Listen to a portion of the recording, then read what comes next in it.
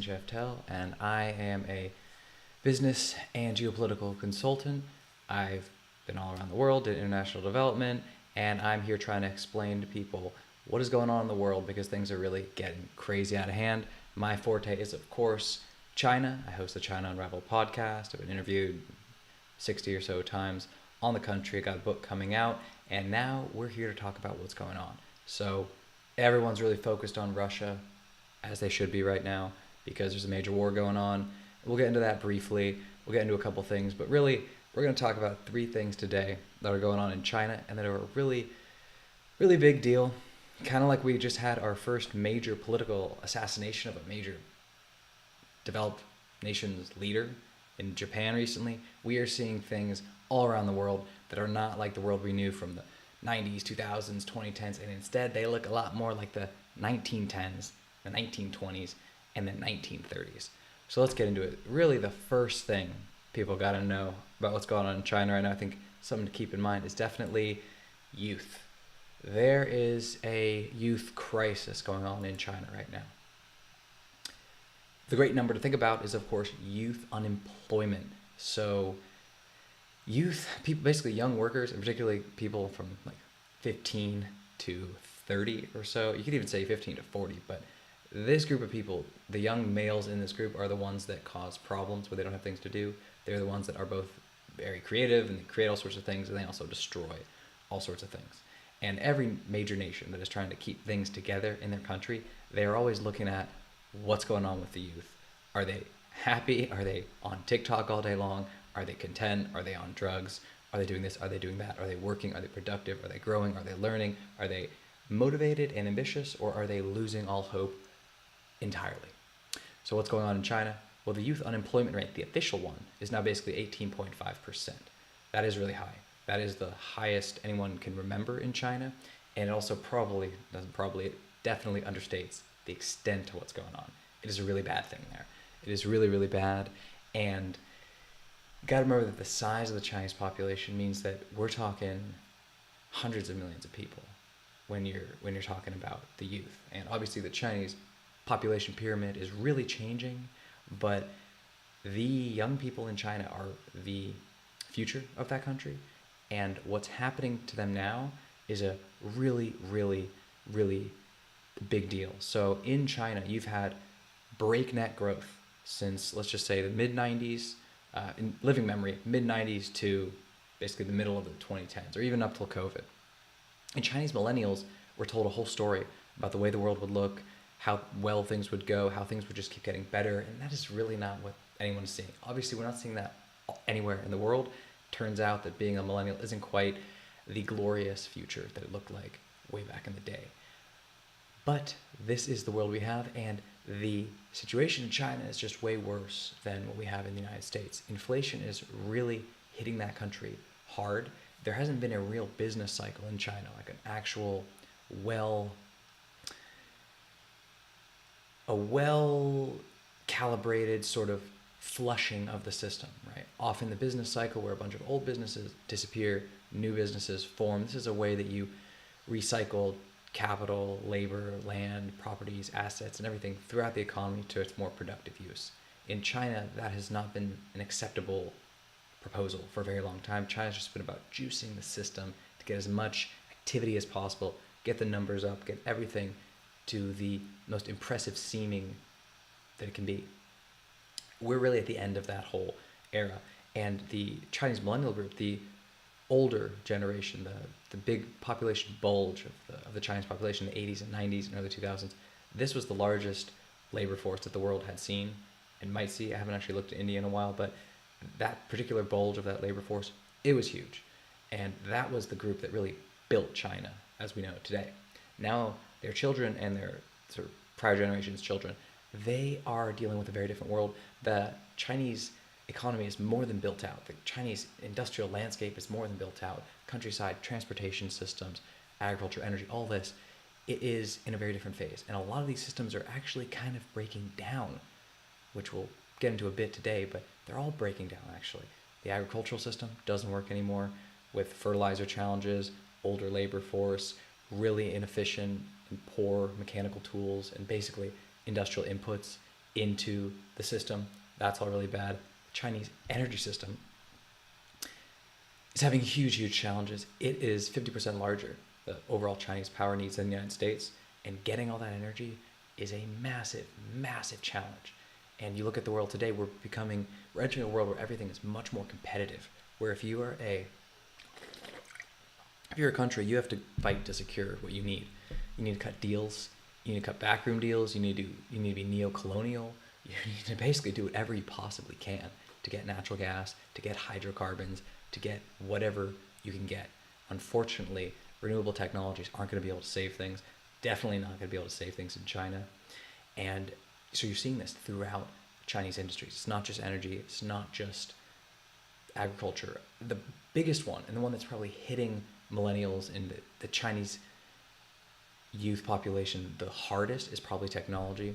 So everybody's heard a bit about the lie flat movement. I have an old video on it. You can check it out. It's just about this concept that came up in the last year or two during COVID, kind of like the Great Resignation, where basically workers all around the world are trying to figure out what to do. They don't want to work for the system. They don't believe in the system. The rewards aren't good enough.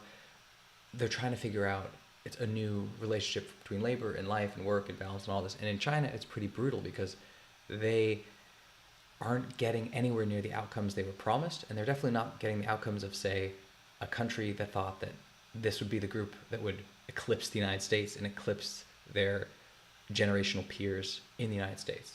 None of that is happening. And the place it's really being seen the most and the hardest is technology. The technology sector in China is really crumbling. You probably won't hear this in a lot of media outlets or in other places, but there is a deep breakdown in the actual functional structure of the Chinese technology industry, the tech sector. There's a huge push on the Communist Party side to use the tools of the digital revolution to control and interrogate and surveil its entire population, and a lot of companies are being roped into that. They're being roped into that in the local, state, provincial, municipal, and basically central government level.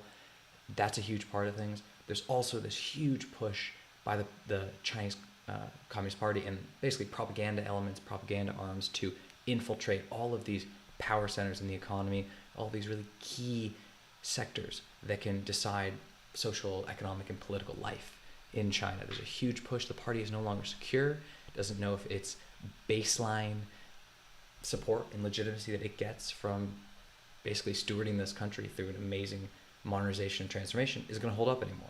So it is trying to find something new. And that kind of brings us to the second thing today, which is, what exactly is everyone focusing on in China? Unfortunately, we are talking about Marxism. And Marxism has a whole story, and it has an even weirder story in China. People who want to know more, check out, I did a series on this called Tales of the Communist Empire. It's about what is ideology in China, what is the Communist Party like, what are its beliefs and doctrines, blah, blah, blah, blah, blah. And that's very cool stuff. The core of it, though, is that this is just kind of the red veneer ideology of a massive bureaucratic ruling elite. And the Communist Party is like 95 million people. It's trying to rule 1.4 billion people.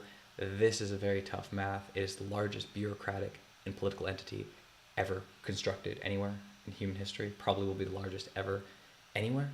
And it is trying to maintain control. And the ideology that it has, the belief system that it has, is this very, very weird, convoluted, incomprehensible form of Chinese Marxism, which has all these layers and all these different theorists and all the new rulers. Not really theorists, they're just like whoever rules China just stamps his own brand of communism onto Chinese communism. The whole thing is a farce, but it doesn't really matter. What's happening now is that as the youth unemployment hits 18.5%, as college graduates apply to hundreds of companies and don't get jobs, as major technology companies that were supposed to absorb all these new grads are now unable to hire any of them and are laying off staff, what you're getting is a huge resurgence in college students basically studying Marxism. And this is not the best thing to do. It has nothing really to do with the validity of Marxism or anything like that. It's more what it signifies. In China, everybody had to study Marxism during the Maoist era. That was the core of the educational system. And China had a huge movement away from that because it was ineffective and it needed technical specialists in all sorts of fields: economics, management, agriculture, industry, metals, chemicals, every single area. You needed actual trained specialists. You needed Western educations. You needed scientific and technical education. That was great. And China is actually well known for its huge emphasis on what we now call STEM fields. But that may have peaked. And what we're seeing is this movement into propaganda, more or less. And the propaganda is getting really weird. So people are studying the Red Book to get all these jobs, not because there's great jobs anymore, but because people fear that the real jobs, or believe that the real jobs they'll be able to get, are going to be these politicized, creepy jobs, basically, where you're going to be the equivalent of the Communist Party HR department, where you're going to be spewing various party lines and all this kind of stuff throughout the communist state. And that is probably what's going to happen, because you're going to need stronger controls. And as things start to break down, this is one of the main ways the party is going to decide who's in and who's out, who's going to get what goods there are and who isn't. So there's going to be a huge push by people to start really towing the line. And this is what we saw years ago. I mean, this is the Cultural Revolution. This is, well, that's a whole story I'll get into another time. But this is this push where politics takes over. The state is desperate. The state is failing. The state is basically starting to pull on to things that are really, really ineffective. And this is really the key of it. This is a propaganda department blitz all throughout the country, all throughout the state, and not just in the universities. It's in all the media organizations. It's in actual companies. It's in apartment complexes. It's in police departments, fire departments, every single aspect of society. This is how the one-party state, massive Chinese communist state works. It can really do things from the top down. It can hit every single node and every single part of the country. It's a crazy thing to think about. That is what's happening. And people who don't know, another coming video, I'm going to talk about the massive, massive surveillance state that's going on. People shouldn't be that worried about it, though, just because you need energy to run a massive surveillance state, and China's not going to have the energy to maintain its entire technical totalitarian system anyway. So these deeper breakdowns are very important too, and they're telling us what's happening, because the basics of advanced industrial life in China are not going to be viable pretty soon. And what's happening is the government is starting to blur everything into a red haze. And that worked to a degree back in the Maoist era, but China's way farther along now. It's way more vulnerable. It's way more intricate and fragile, and you can't really make that same move.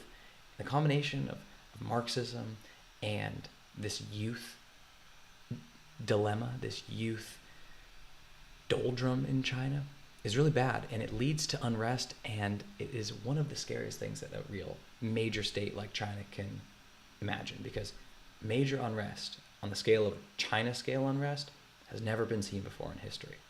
And all of the major wars, or the two worst at least, of the wars of all of human history before the 20th century, they're both Chinese civil wars. And that was child's play compared to what we're talking about with the number of people we have in that country now. So the final thing that is really worth talking about today is isolation. So let me say, that is maybe the most dangerous thing going on. China needs the rest of the world. There is no iteration, version, permutation of a modern China that is built the way we have today, that can survive without the outside world. It just can't do it. And there's a million reasons why. I've talked about it in many, many episodes, but many things are right now attacking the Chinese position, its basic structure, it's the basic way that it functions. And COVID is a big part of it. COVID might be the straw that finally breaks the camel's back in China. Everyone's talked about what's going to take China out, what's going to take it down. Well, COVID is looking pretty good. COVID is destroying China's participation in the global economy. It's not viable anymore. I was actually going to put up a video of a couple months back when people were literally just screaming in Shanghai. They were screaming out of their windows in these giant apartment complexes. They were just screaming because they couldn't leave their apartments, and it was horrible. And we're at a world now where there's no way to make Shanghai safe. Shanghai is looking like it's going to go into another lockdown. People don't know. There's just mass testing all across China, mass surveillance, mass control of movement and behavior really at a level that we've never seen. Um, Clients, people I've interviewed, they've spoken to me about very difficult situations they have with family members or colleagues or coworkers that are trapped in China. And the moment people can get out of China, there's going to be an exodus, an absolute flood of expats out of the country. And what we're probably going to see not too soon after that is some breakdown in relations, further breakdown, like a real Ukraine war style breakdown, where Western companies are going to have the same problem. There's not much you can do at this point. Things are really hardening. So you have this COVID, which is tightening the Communist Party's control over everything because it doesn't have a viable public health policy. It doesn't have vaccines. It needs to root its credibility and its ability to protect the population. It's not able to do that. So it just has rolling endless lockdowns. This is the unfortunate logic of what's going on there. And that's just one part. That's just COVID literally making China isolated from the rest of the world. It's making it so that businesses can't really do business in China anymore. Ports are getting shut down, factories aren't working. There's a whole problem, and we're seeing more businesses, people that have been on the fence, major CEOs, major companies that have been on the fence for years about finally getting out of China are finally pulling the trigger. And this is really, it's not even the tide coming in, this is really starting to turn into a real tidal wave of motion. That's really bad. The Chinese position in Ukraine is another thing that is just really bad. A lot of countries in the world are not taking a stand on Ukraine the way the United States wants. Great example is of course, India. People forget that the world isn't united sometimes. The United States, like, not everyone feels a moral position about Ukraine the way the United States does. And even though there's going to be terrible, terrible agricultural and famine-related consequences of the war in Ukraine, a lot of countries still have the old school world mentality that countries are countries. Russia invades other countries, they do this, but we have to find areas to do business with them. We know we're going to have to deal with them in other ways. So countries like India or Turkey or China, they don't see it that way. But the United States, of course, is this dominant global power, and it wants people on its team. It wants to know who isn't on its team. And the Chinese unwillingness to support the U.S. position on Ukraine, to condemn it, to basically implicitly or explicitly really support Russia, this isn't good for it. This isn't good for its relationship with all of Western Europe, including Germany and France and many countries, and as well the United States. This is just another chink in this armor that is making the Chinese position in the world less and less stable and manageable with all of the countries it needs to do business with, that it needs machine tools from, that it needs chemicals from, that it needs to secure supply lines, that it needs energy resources to continue flowing from. So it's a very difficult situation. And there's not a good answer for China. It can't lose access to Russian gas and oil. That would be just as bad as it would be for Germany. And China has such a huge need for energy that it can't even pretend to make that call. And you're really stuck between a rock and a hard place. If you need Russia and you need the rest of the world, and there's now a schism between Russia and a lot of the rest of the world, you can't play both sides anymore. So that's just pushing China into this untenable position. And of course, you still have a giant military buildup. You still have antagonism towards Hong Kong. You still have military antagonism towards Taiwan. You still have a genocide in the northwest, in Xinjiang. And you have all these issues. They haven't gone anywhere. And one of the things China's doing is continuing to build up its military. So we saw the launch of its largest aircraft carrier. That is a big deal. That in particular makes the US military really, really, really uncomfortable, which is not a good thing to do. There's basically no other thing you could do that is more threatening than to start launching aircraft carriers. So that's dangerous. And finally, there's just there's deep problems now within the Chinese cultural psychology, the cultural psychology of the Chinese population writ large. You have the end of economic growth. You have major youth disillusionment. You have major Marxist resurgence out of nowhere. You have the transformation of the one-child policy into the many-child policy. And you have all of these crazy changes all happening at once.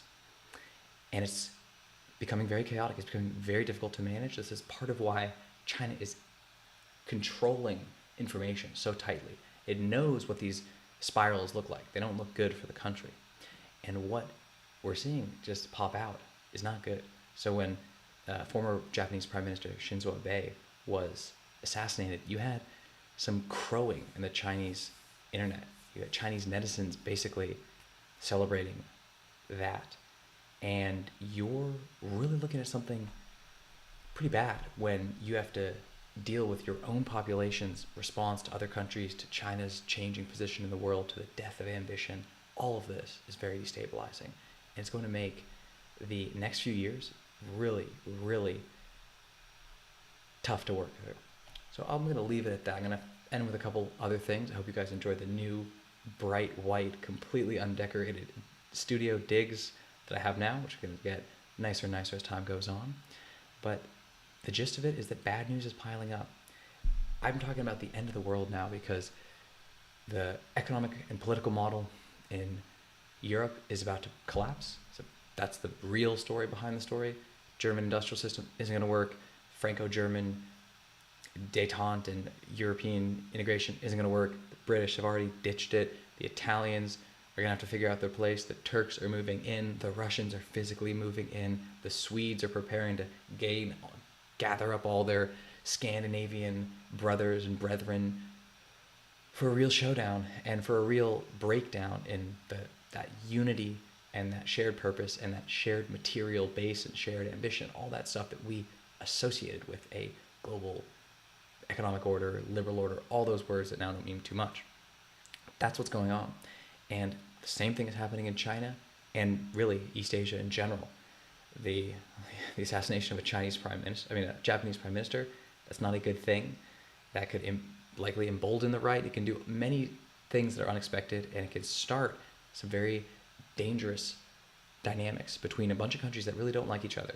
To say that the Chinese and the Japanese, or the Koreans and the Japanese, or the Taiwanese and the Chinese, or any of these countries can really manage their hostilities. Without the United States, all these countries would be at each other's throats. And without secure resources that enable all their societies to flourish, there's no reason for them not to anymore. As long as they had the goods coming in, they were happy to keep the guns silent. But once the goods stop flowing, things really change. And so the energy system and the food system in China are probably the two key things to watch. And obviously the industrial system is really important too, but the breakdown in these two are the ones that will cause the breakdown everywhere else. And just like in Germany, in the German industrial sector, there are major challenges that Germany's going to have to face. It's basically going to have to decide which industries are going to survive. It's having to do that right now. As the Nord Stream pipeline is shut down, we're going to have to figure out what part of industrial life in Europe survives and advanced industrial life survives. And we're going to have to do the same thing in Asia, which has way more people. So that is a dark, dark system. And just to be clear, there's really no redeeming elements to the Chinese economy anymore. A third of the Chinese economy, roughly speaking, is invested in property, in the real estate sector, and all that.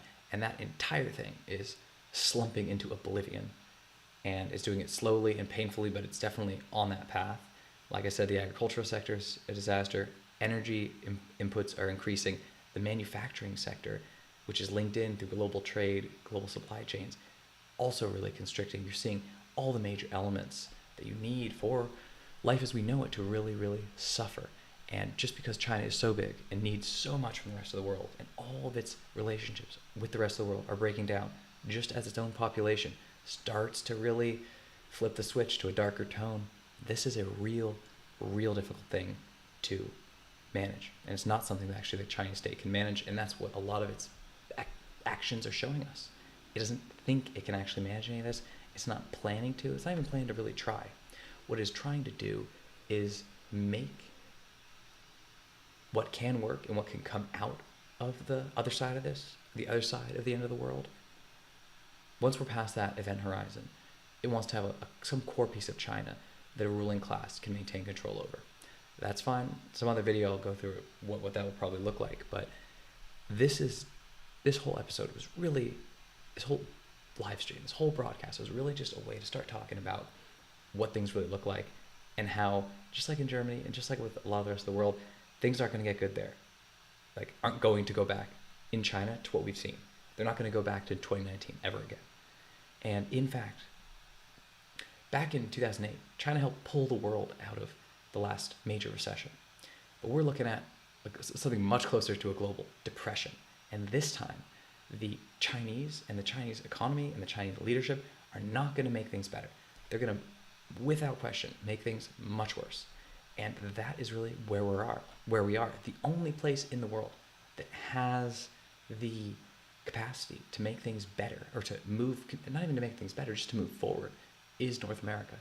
And what's going to happen as well is a lot of the money, a lot of the capital built out in Europe and Asia that has been there to support these societies that grew wealthy, that accumulate a lot of the wealth that happened, that occurred as these countries developed, a lot of it is going to flee.